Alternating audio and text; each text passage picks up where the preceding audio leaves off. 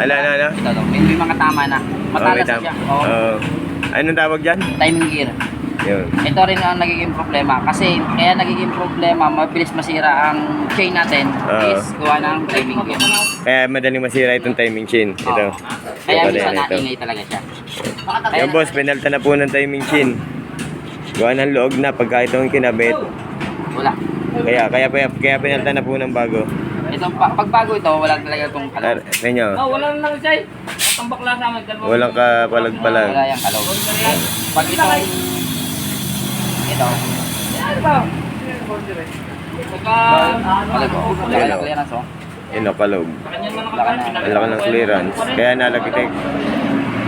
Eh, pinakamaganda ang option dyan, kapag ka nagawa to, kung makaka-order ka, umorder ka na ng timing gear. Kasi, para hindi masira ang ating timing chain na gamit. Oo.